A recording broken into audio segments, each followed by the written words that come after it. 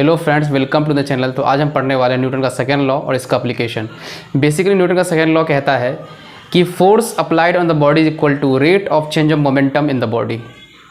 यानी किसी भी बॉडी पर जब फोर्स अप्लाई किया जाता है तो उसके मोमेंटम में जो चेंज का जो टाइम रेट है यानी समय का जो दर है उसके बराबर होता है। तो चलिए हम इसको देखते हैं बोर्ड पे। ये किसी बॉडी या किसी पर्टिकुलर सिस्टम सब के लिए वैलिड है न्यूटन का सेकेंड लॉ। तो देखो ये होता है न्यूटन का सेकेंड लॉ कि F proportional to rate of change of momentum यानी कि dp/dt। इसी को हम अगर डिराइव करेंगे तो देखिए कैसे आएगा। तो F इक्वल टू क्या होगा, जब प्रोपोर्शनलिटी हटेगा तो एक कांस्टेंट आएगा dp/dt या F इक्वल टू kd। अब P का वैल्यू होता है मोमेंटम का जो डेफिनेशन होता है मास और वेलोसिटी का प्रोडक्ट होता है, ठीक है, dt इक्वल टू k। अब इसमें देखिए दो वेरिएबल है, एक मास भी वेरी कर सकता है, वेलोसिटी वेरी। मोमेंटम कैसे कैसे चेंज हो सकता है? मोमेंटम चेंज हो सकता है या तो किसी भी बॉडी के वेलोसिटी को चेंज कर दो, या किसी भी बॉडी के मास को चेंज कर दो, या बॉडी के मास और वेलोसिटी दोनों को चेंज कर दो, तभी मोमेंटम में चेंज आएगा।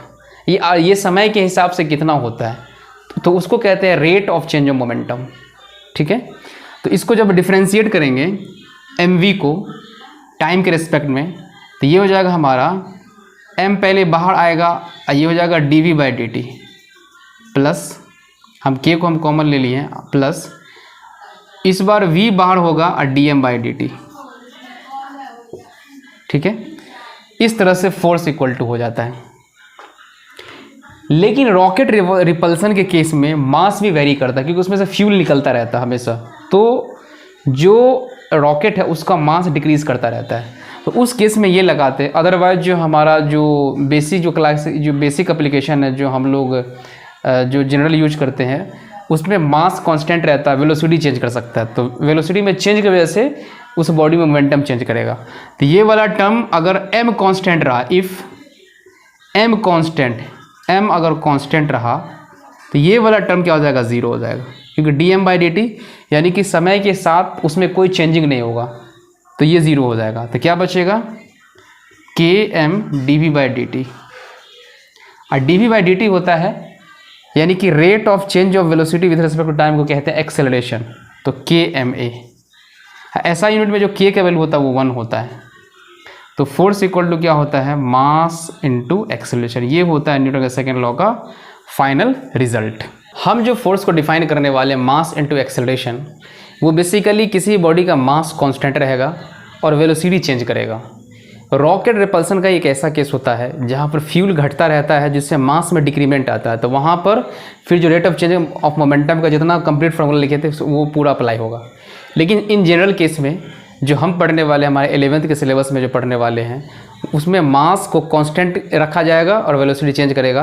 तो हम उसमें m dv/dt पढ़ेंगे और v dm/dt नहीं पढ़ेंगे क्योंकि dm/dt 0 हो जाएगा। तो इसलिए हो जाता है k का वैल्यू जो होता है ऐसा यूनिट में 1 होता है, तो इसलिए होता है force equal to mass into acceleration. तो बस ये जो फोर्स है हमारा, force equal to mass into acceleration. ये फोर्स क्या है, अनबैलेंस्ड फोर्स है किसी भी बॉडी पर, अनबैलेंस्ड फोर्स। जैसे माना कि अगर कोई बॉडी है, इस पे हमने लगा दिया 20 न्यूटन का फोर्स, इधर भी लगा दिया 20 न्यूटन का फोर्स, तो इसका नेट फोर्स कितना हो जाएगा, नेट फोर्स हो जाएगा 20 - 20, क्योंकि दोनों अपोजिट डायरेक्शन में है, इक्वल टू हो जाएगा 0। 20 - 20 इक्वल टू हो जाएगा 0। इसका नेट फोर्स, तो इस बॉडी में किसी भी तरह का एक्सेलरेशन प्रोड्यूस नहीं होगा। तो एक्चुअली में ये जो फोर्स है वो है F नेट यानी रिजल्टेंट फोर्स है। अगर इस बॉडी में हमको एक्सेलरेशन प्रोड्यूस करना होगा, या तो इधर ज़्यादा कर दो तो बॉडी इधर भागने लगेगी, या फिर इधर ज़्यादा कर दो इधर बॉडी भागने लगेगी। अगर मैं इसको 30 न्यूटन कर देता हूँ तो ये बड़ा हो जाता है, मतलब 10, इसका जो नेट हो जाएगा वो 30 - 20 हो जाएगा, इक्वल टू 10 न्यूटन। इस 10 न्यूटन की वजह से ये बॉडी इधर भागना शुरू करेगा। तो F नेट का मतलब होता है कि कितना रिजल्टेंट फोर्स उस पर लग रहा है किसी बॉडी पर। तो रिजल्टेंट फोर्स जब लगता है तभी किसी बॉडी पर एक्सेलरेशन प्रोड्यूस होता है। अदरवाइज बैलेंस फोर्स के कंडीशन में किसी भी तरह का एक्सेलरेशन प्रोड्यूस नहीं होता है, बॉडी इक्विलिब्रियम स्टेट में बना रहता है। एक्सेलरेशन को प्रोड्यूस करना है तो आपको अनबैलेंस्ड फोर्स यानी कि रिजल्टेंट फोर्स जो 0 के बराबर नहीं होना चाहिए वो अप्लाई करना होगा, तभी किसी बॉडी में एक्सेलरेशन प्रोड्यूस होगा। तो हम इससे रिलेटेड बेसिक एप्लीकेशन को देखेंगे। इसमें हम तरह तरह के जो हमारा एप्लीकेशन है, जैसे है हमारा pulley block system, wedge block system, lift का जो सिस्टम है, उसमें हम न्यूटन के सेकेंड लॉ कैसे अप्लाई करते हैं, चलिए हम कुछ एग्जाम्पल के ज़रिए देखते हैं। न्यूटन के सेकेंड लॉ में जब इसको हम अप्लाई करेंगे तो हम इक्वेशन लिखना सीखते हैं। पहले इक्वेशन लिखते कैसे हैं, इक्वेशन लिखना भी बहुत अहम, जब तक इक्वेशन नहीं लिख पाएंगे तब तक हमको फाइनल रिजल्ट तक पहुंचना मुश्किल है। इक्वेशन लिखने के लिए आना चाहिए। इसमें इस जो न्यूटन के सेकेंड लॉ वाले जो भी सिस्टम उसमें यूज होगा, उस सिस्टम में जितने भी ब्लॉक इन्वॉल्व होंगे सबका FBD बना करके और हर ब्लॉक का इक्वेशन को हम लिखेंगे, और जो भी रिक्वायर्ड इक्वेशन से, जिस इक्वेशन की मदद से हमको रिजल्ट मिलेगा, उस इक्वेशन को हम कंसिडर करते हुए फाइनल रिजल्ट तक पहुंचेंगे। ठीक है, तो हमें हर ब्लॉक का सबसे पहले FBD बनाने के लिए आना चाहिए। FBD बनाना हमने पिछले क्लास में सीखा है। आप चैनल पर जा कर के FBD को कैसे हम किसी भी फोर्स को ऑब्जर्व कैसे करते किसी बॉडी पर, वो सारा हमने दिखाया, FBD निकालना सिखाया है। तो FBD आपको पहले बनाने के लिए आना चाहिए। जैसे हमारा एक फिक्स पुल्ली है ये, ठीक है, इससे एक तरफ M1 मास का एक बॉडी लटका हुआ है और दूसरी तरफ M2 मास का एक बॉडी लटका हुआ। मान लेते हैं कि M1 जो है वो ग्रेटर देन M2 है, तो ऑब्वियसली ये बॉडी जो है डाउन गिरेगा और ये ऊपर जाएगा। ये बॉडी क्या है, कांस्टेंट है। कांस्टेंट का मतलब इसका फोर्स लिमिट है, कांस्टेंट मतलब रिस्ट्रिक्टेड है कि ये फ्री फॉल नहीं, इसको रस्सी रोक रहा है, गिरने से रोक रहा है। तो ये जब नीचे गिरेगा तो ये जाएगा ऊपर। तो ये कांस्टेंट रिलेशन है। और कांस्टेंट रिलेशन में हमने एक्सेलरेशन को दिखाने के लिए हमने बताया था कैसे दिखाते हैं कि जितना एक्सेलरेशन से ये नीचे आएगा उतना ही एक्सेलरेशन से ये ऊपर जाएगा, क्योंकि पुल्ली हमारा फिक्स है और ये सेम स्ट्रिंग है। स्ट्रिंग क्या है, इनएक्सटेंसिबल है, ये एलोंगेट नहीं करेगा, ये नमड़ेगा नहीं। तो इस तरह से जितना एक्सेलरेशन से ये नीचे जाएगा उतना ही एक्सेलरेशन से ये ऊपर जाएगा।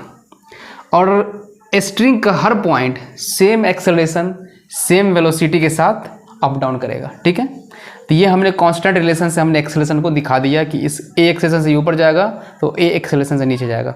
अब हम इसका FBD बना करके हम इस क्वेश्चन में हम एक्सेलरेशन को निकालना चाहते हैं और टेंशन, कितना टेंशन रस्सी में प्रोड्यूस होगा वो निकालना चाहते हैं, और पुल्ली पर कितना फोर्स एक्सर्ट होगा, कितना टेंशन एक्सर्ट होगा, हम वो भी निकालेंगे। यानी 3 चीज़ में हम निकालने वाले हैं। यानी एक तो हम एक्सेलरेशन निकालने वाले हैं, दूसरा रस्सी में टेंशन निकालने वाले हैं, और तीसरा पुल्ली पर कितना फोर्स एक्सर्ट होगा वो हम निकालने वाले हैं। ठीक है, हमको ये टेंशन भी निकालना है। तो सबसे पहले इसका हम FBD बनाते हैं। तो देखिए, हम इसको FBD में क्या करते हैं, बॉडी को उसके सिस्टम से हम अलग करते हैं, अटैच करते हैं।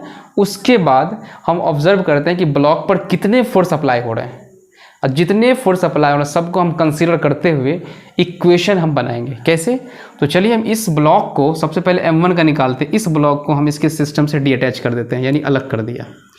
ये रस्सी बंधा हुआ तो टेंशन लग रहा था ऊपर, और इसका जो M1G लग रहा था नीचे, यानी कि वेट जो है, वेट ग्रेविटी की वजह से लगता है तो वो नीचे लगेगा।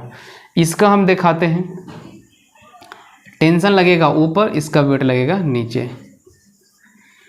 लेकिन क्या था, ये बॉडी नीचे जा रही थी, ये ऊपर जा रही थी। इसका मतलब है कि इसका जो वेट है इसके टेंशन से ज़्यादा है, तो तभी ये नीचे जाएगी।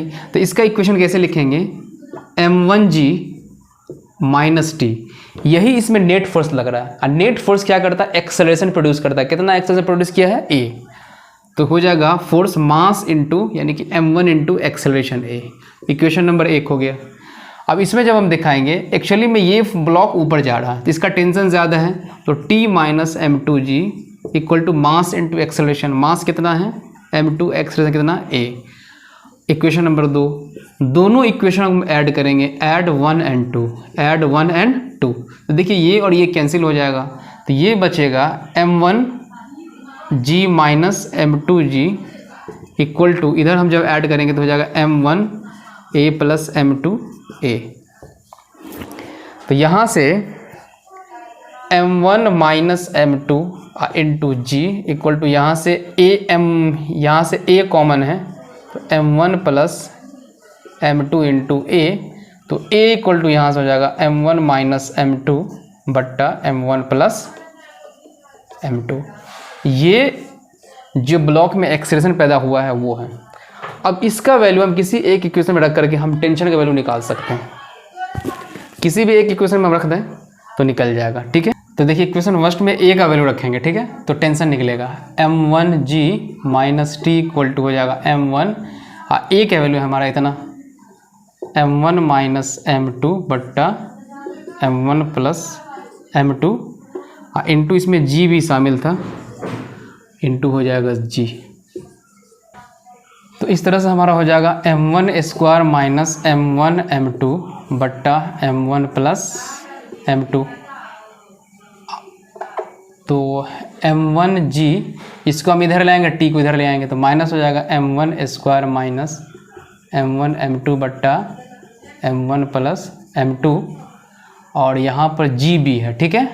तो यहाँ पर हमको g से भी मल्टीप्लाई करना पड़ेगा, तो g into G equal to tension हो जाएगा। अब इसको हम एलसीएम ले लेते हैं तो हो जाएगा m1 प्लस m2, ये हो जाएगा इधर m1 square g plus m1 m2 g, ये वाला हो जाएगा माइनस m1 स्क्वायर g और minus minus plus m1 m2 g, ये और ये कैंसिल हो जाएगा। तो बचेगा हमारा m1 m2 g तो हो जाएगा 2m1 m2g बट्टा m1 प्लस m2, ये होता है टेंशन का वैल्यू। तो टेंशन का वैल्यू हम इस तरह से निकाल।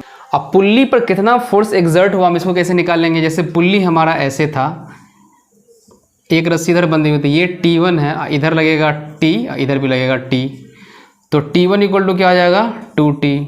तो हम 2 यहाँ पर डाल देंगे तो T1 का वैल्यू हो जाएगा 2 इंटू 2 तो 4 m1 m2g बट्टा m1 प्लस m2। ये पुल्ली पर इतना फोर्स एक्सर्ट करेगा टोटल जब इसको रेस्ट से रिलीज किया जाता है, ठीक है। तो इसका हमें इस दोनों ब्लॉक का, तो सबसे कांस्टेंट रिलेशन के हिसाब से पहले हम एक्सेलरेशन को डिवाइड कर देते हैं, कितना कितना पड़ेगा।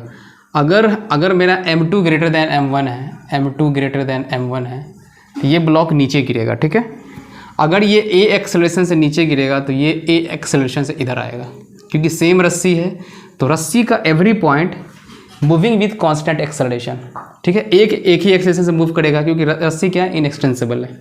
तो रस्सी सेम ही है और ये पुल्ली हमारा फिक्स है, तो पुल्ली मूव कर नहीं रहा है, तो रस्सी का हर पॉइंट, रस्सी का ये पॉइंट यहाँ से भी बंधा हुआ है, ये नीचे जितना एक्सेलरेशन से गिरेगा उतना एक्सेलरेशन से ही आगे आएगा, ठीक है। तो इसका सबसे पहले हम एफबीडी बनाते हैं। एफबीडी में क्या करते हैं, हम ब्लॉक को सिस्टम से डीअटैच करते हैं। तो यहाँ पर जो ऊपर में एक टेंशन काम करेगा, इसका m2g नीचे काम करेगा। इसमें क्या है, इसको हम डीअटैच करेंगे तो इसका टेंशन इधर काम करेगा, m1g नीचे काम करेगा और इसका नॉर्मल रिएक्शन ऊपर काम करेगा, ठीक है। नॉर्मल रिएक्शन ऊपर काम करेगा। तो ऊपर नीचे तो किसी तरह का फोर्स हो नहीं रहा, लग नहीं रहा है, तो इस फोर्स का हमको एक्सेलरेशन में कोई इसका यूज होने वाला नहीं है। तो बेसिकली जो इसको जो ड्राइविंग फोर्स होगा ये टेंशन है, टेंशन इसको आगे बढ़ाने का काम करेगा। तो इक्वेशन लिखते हैं 4m1 ब्लॉक, इसका इक्वेशन लिखते हैं। तो इसको जो ड्राइव करेगा आगे की तरफ वो टेंशन करेगा, तो टेंशन इक्वल टू होता है मास इंटू एक्सेलरेशन, मास यानी कि m1 into acceleration a, equation number 1। इस फोर्स को जो होगा, इसका ये नीचे गिरेगा तो m2g ज़्यादा होगा टेंशन से, तो हो जाएगा m2g minus T equal to mass into acceleration, equation number 2। तो दोनों को हम ऐड कर देंगे तो ये और ये कट जाएगा, दोनों को जब हम ऐड करेंगे तो ये और ये कट जाएगा, तो ये हो जाएगा m2g इक्वल टू, हम इसमें से a कॉमन ले लेते, हो जाएगा m1 plus m2 into a, तो a इक्वल टू हो जाएगा m2g by m1 plus m2। तो ये आपको एक्सेलरेशन हो गया। रस्सी में कितना टेंशन प्रोड्यूस होगा, तो बस a के वैल्यू यहाँ पर रख देंगे, चिपका देंगे यहाँ पे, तो टेंशन इक्वल टू होगा m1, a के वैल्यू यहाँ से डाल देंगे तो m1 m2g by m1 plus m2, ये हमारा टेंशन आ गया। तो इस तरह से हमने एक्सेलरेशन और टेंशन को फाइंड आउट कर लिया इस ब्लॉक में। ये बहुत सिंपल सा अभी डायग्राम के जरिए सीखो कि कैसे हम एफबीडी बनाते हैं, इक्वेशन कैसे फॉर्म करते हैं और इक्वेशन को सॉल्व कैसे करते हैं। ये तीनों टेक्निक्स आपको आना चाहिए, तभी फाइनल रिजल्ट तक हम पहुंच पाएंगे, ठीक है। तो ये हमारा सिस्टम गिवन है। तो इस सिस्टम में देखिए, find the acceleration of the block m1 and m2, m1 and M1 and M2 का हमको एक्सेलरेशन निकालना है। इसमें दो पुल्ली है, इसमें एक मूवेबल पुल्ली है और एक फिक्स पुल्ली है। तो ये पुल्ली भी मूव करेगा, जैसे ये ब्लॉक अगर नीचे आ रहा है तो इसके साथ ये पुल्ली भी नीचे आएगा, ठीक है, डाउन होगा। तो अब देखते हैं इसके साथ में अगर इसका एक्सेलरेशन M2 का A है तो इसका एक्सेलरेशन हम कांस्टेंट रिलेशन से निकालेंगे। कैसे कि अगर तो इसको निकालते कैसे, देखिए इसको निकालने का क्या तरीका होगा। तो ये जो पुल्ली का पॉइंट है ये 2A एक्सेलरेशन से डाउन होगा। कैसे, क्योंकि जब ये मूवेबल पुल्ली होता है तो ये पॉइंट फिक्स है, इसका एक्सेलरेशन तो 0 हो जाएगा। तो 0 प्लस अगर इसका A1 है तो 0 plus A1/2 equal to A के बराबर होना चाहिए। तो A1 का वैल्यू क्या हो जाएगा, A1 का वैल्यू हो जाएगा 2A। तो हमको निकल के आ गया, मतलब ये वाला पॉइंट अगर A1 था तो A1 का वैल्यू 2A या तो 2A एक्सेलरेशन से ये डाउन होगा। अगर ये डाउन होगा तो पुल्ली ये हमारा स्ट्रिंग इनएक्सटेंसिबल है, ये डाउन होगा तो ये अप होगा ऐसे, क्योंकि सेम रस्सी है हमारा, ये 2A से ऊपर जाएगा। तो हमने एक्सेलरेशन को निकाल लिया कि इसका एक्सेलरेशन क्या होगा, डबल ऑफ A, यानी इसका डबल हो जाएगा। तो चलिए अब हम इक्वेशन को लिखते हैं। कांस्टेंट रिलेशन का यूज होगा ही होगा, तभी हम इक्वेशन बना पाएंगे, ठीक है। तो चलिए सबसे पहले हम M2 ब्लॉक का लिखते हैं। M2 ब्लॉक में दिखाते हैं, टेंशन से अलग करते हैं। तो देखिए ये है हमारा, देखिए यहाँ पर रस्सी अलग है और ये रस्सी सेम है। अगर मान लेते इसका टेंशन T है तो ये हमारा T डैश है, तो मैं इसको T डैश मान लेता हूँ, T डैश। और नीचे क्या काम करेगा हमारा M2G, नीचे आएगा ये।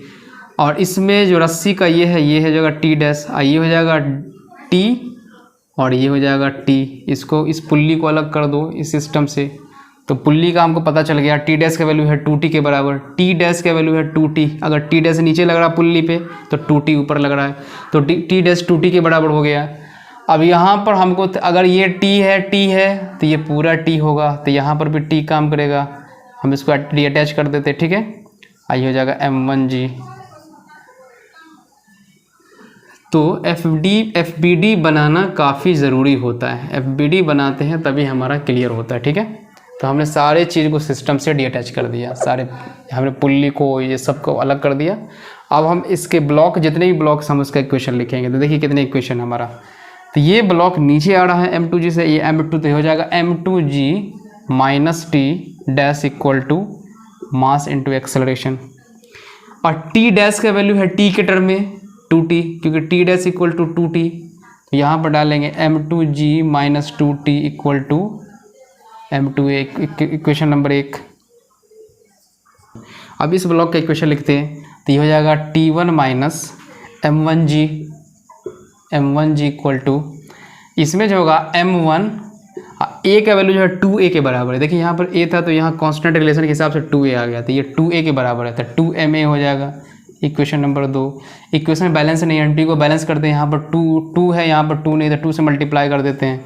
तो मल्टीप्लाई करने पर यहाँ पर 2T आ जाएगा, तो यहाँ पर 2, फिर यहाँ पर 2 जा 4 हो जाएगा ये, ठीक है। अब दोनों को हम ऐड कर देंगे तो ये और ये कैंसिल हो जाएगा, तो हो जाएगा M2G minus 2M1G equal to M2 plus 4M1 into A। तो A इक्वल टू हो जाएगा हमारा M2 minus 2M1 into G by M2 plus 4M1। तो ये एक्सेलरेशन का वैल्यू आ गया हमको। इस बॉडी जो ये नीचे गिरेगा इतना एक्सेलरेशन से, ये बॉडी इसको डबल से मल्टीप्लाई कर देंगे, यानी 2 से मल्टीप्लाई कर देंगे 2A हो जाएगा। तो ब्लॉक M2 का जो एक्सेलरेशन होगा वो इतना होगा। अब ब्लॉक M1 का एक्सेलरेशन जो उसको 2 से मल्टीप्लाई कर देंगे तो 2G into M2 minus 2M1 बट्टा M2 प्लस 4M1 हो जाएगा। अब टेंशन हमको निकालना है, तो किसी एक इक्वेशन में एक्सेलरेशन का मान पुट करेंगे, इसको निकाल लेंगे। तो ये आपका होमवर्क है, इसको करके देखना टेंशन कितना वैल्यू आता है। इस सवाल में हमारा जो सिस्टम ब्लॉक का अरेंजमेंट है, इस सिस्टम का अरेंजमेंट इस तरह से है। ब्लॉक A और B के बीच में जो स्ट्रिंग है वो अलग है, और B और C के बीच में स्ट्रिंग है वो अलग है। तो दोनों स्ट्रिंग का हमें टेंशन निकालना है, क्योंकि स्ट्रिंग अलग तो टेंशन अलग।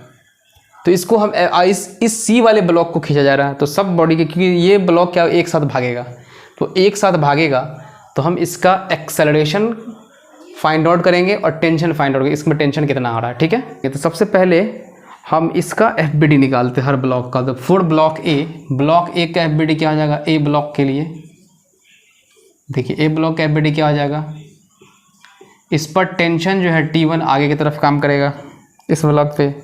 इसको हम अगर डी अटैच करेंगे तो इसका टेंशन ऐसे काम करेगा, इसका टेंशन ऐसे काम करेगा। तो ये हो जाएगा T1 और T1। इसमें डी अटैच करेंगे तो हो जाएगा T2 और T2, ठीक है। और इसका मास और नॉर्मल से इसका कोई मतलब नहीं है, क्योंकि इसको आगे भागना है, तो वो इक्वेशन हम नहीं बनाएंगे। तो इसका जो T1 हो जाएगा, T1 equal to mass into acceleration, यानी 4, मास 4 है और सेम एक्सेलरेशन से भागेगा, क्योंकि ये क्या है, सिस्टम पूरा कांस्टेंट है। जितना एक्सेलरेशन से ये भागेगा सेम एक्सेलरेशन से आगे फॉरवर्ड करेगा। तो सबका एक्सेलरेशन क्या है, वो ए है। तो T1 इक्वल टू क्या हो जाएगा, मास इंटू एक्सेलरेशन, यानी 4 इंटू ए, इक्वेशन नंबर 1। और T2 हम बी ब्लॉक के लिए बात करें, 4 ब्लॉक बी, इसमें देखो ये T2 इस तरफ लग रहा है, T1 इस तरफ लग रहा है। तो ये हो जाएगा T2 minus T1 equal to mass into acceleration, यानी कि 5 इंटू ए, ये भी उसी एक्सेलरेशन से भागेगा। इसमें देखो F आगे की तरफ लग रहा है, T2 पीछे की तरफ लग रहा है। तो F minus T2 equal to mass into acceleration, यानी 6 into A, equation number 3। 3 equation और 3 अननोन क्या क्या है, ए है, T1 है, T2 है। हम इसको आराम से सॉल्व कर सकते हैं। तो इसको हम कैसे सॉल्व करें, तो सबसे पहले हम यहाँ पर T1 का वैल्यू रिप्लेस करेंगे यहाँ पर। तो क्या हो जाएगा, from equation 1 and 2, from 1 and 2 से क्या हो जाएगा, तो T2 माइनस T1 का वैल्यू 4a इक्वल टू हो जाएगा 5a, तो T2 का वैल्यू हो जाएगा 9a, ठीक है। अब इस T2 के वैल्यू को हम रिप्लेस करेंगे यहाँ पर। अब तो इसको लिखेंगे F माइनस T2 मतलब 9a इक्वल टू कितना हो जाएगा, 6a। तो F इक्वल टू क्या हो जाएगा, 9a प्लस 6a, तो F इक्वल टू कितना हो जाएगा, 15a। और F के वैल्यू हमको कितना दिया हुआ, 16 न्यूटन। तो 60 इक्वल टू हो जाएगा 5a, तो a इक्वल टू क्या हो जाएगा, 60/15, तो 15 चौका 60, a इक्वल टू कितना हो जाएगा, 4 मीटर पर सेकेंड स्क्वायर। तो इस तरह से हमने इक्वेशन को सॉल्व करके हमने एक्सेलरेशन के वैल्यू को फाइंड आउट कर लिया।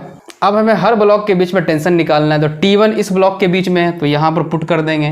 तो यहाँ से T1 इक्वल टू क्या आ जाएगा, 4 इंटू ये एक्सेलरेशन का 4 आया है, तो 4 इंटू 4 इक्वल टू कितना हो जाएगा, 16 न्यूटन। और T2 का वैल्यू कहाँ से हमको निकलेगा, T2 का वैल्यू हम यहाँ से निकाल लें, इस वाले से। इस वाले को छोड़ो, जो इक्वेशन हमारा ओरिजिनल उससे निकालते हैं, हम यहाँ पे रख के निकाल देते हैं। तो T2 इक्वल टू क्या आ जाएगा, ये T2 minus T1 equal to 5a, तो T2 इक्वल टू कितना हो जाएगा, T1 प्लस 5a। हमको सबका मान पता है, T1 का मान 16 प्लस 5 इंटू a का मान 4, तो कितना हो गया, 16 plus 20 equal to 36 Newton T2 का मान। तो हमने दोनों स्ट्रिंग के बीच जो भी टेंशन प्रोड्यूस हो रहा था वो हमने वो भी निकाल लिया और एक्सेलरेशन को भी फाइंड आउट कर लिया। अब देखिए, इस तरह का सिस्टम में अगर सिस्टम एक ही एक्सेलरेशन के साथ कांस्टेंट है तो उसका एक आसान सा फॉर्मूला एक्सेलरेशन निकालने का, क्योंकि ये जो फोर्स करेगा ड्राइव तीनों मास को करेगा और सेम एक्सेलरेशन से जा रहा है। तो इस केस में जो एक्सेलरेशन निकलता है, एक्सेलरेशन इक्वल टू होता है F net by total mass. तो F नेट हमारा कितना, 16 न्यूटन, क्योंकि 16 न्यूटन ही हमारा इस सारे मास को ड्राइव कर रहा है, आगे खींचने का काम कर रहा है। और टोटल मास हमारा 4 kg प्लस 5 kg, तो 9 kg प्लस 6 kg, तो 15 kg। तो 15 kg से डिवाइड कर देंगे तो कितना जाएगा, 4। तो A इक्वल टू 4 मीटर पर सेकेंड स्क्वायर। तो ये ऑब्जेक्टिव अप्रोच है हमारा। ऑब्जेक्टिव सवाल बनाने के लिए हमको इतना करने की एक्सेलरेशन निकालने की ज़रूरत नहीं है। और जब टेंशन निकालना होगा शॉर्टकट में, तो सबसे पहले तो शॉर्टकट में हम एक्सेलरेशन निकाल लेंगे। और टेंशन निकालने के लिए तो हमको कोई एक ब्लॉक का इक्वेशन लिखना पड़ेगा, दोनों ब्लॉक का, कोई दो ब्लॉक का, क्योंकि दो के बीच में टेंशन लग रहा है इसमें। तो टेंशन का हम FBD का बना करके टेंशन का इक्वेशन लिखेंगे, उसमें हम रिप्लेस कर देंगे वैल्यू को, तो हमको टेंशन का वैल्यू निकल के आ जाएगा। लेकिन एक्सेलरेशन निकालने का तरीका ये बहुत आसान सा तरीका है कि यानी कि F net by total mass, क्योंकि एक ही फोर्स से तीनों मास को ड्राइव कर रहा साथ में। तो F net 16 Newton, total mass 15 kg, divide कर दो, एक्सेलरेशन हमको फाइंड आउट हो जाता है। तो ये थे थोड़े बेसिक से एप्लीकेशन न्यूटन सेकेंड लॉ के। तो अगले क्लास में हम कंसेप्ट ऑफ वेइंग मशीन के बारे में पढ़ेंगे और लिफ्ट के बारे में पढ़ेंगे। लिफ्ट का 3 केस होगा, जब लिफ्ट A एक्सेलरेशन के साथ ऊपर जा रहा होगा, जब लिफ्ट A एक्सेलरेशन के साथ डाउनवर्ड जा रहा होगा, जब लिफ्ट कांस्टेंट वेलोसिटी के साथ नीचे जा रहा होगा या ऊपर जा रहा होगा। तो कोई आदमी अगर अपने वज़न को लिफ्ट के अंदर नापने की कोशिश करेगा तो उसका वेट कितना आएगा, तो उस वेट को हम निकालने की कोशिश करेंगे अगले क्लास में। तो आज के लिए ये वीडियो आपको कैसा लगा? अगर वीडियो अच्छा लगा तो वीडियो को लाइक करें, हमारे चैनल को सब्सक्राइब करें, अपने दोस्तों के साथ ज़्यादा से ज़्यादा शेयर करें। तब तक के लिए stay motivated. Thanks for watching.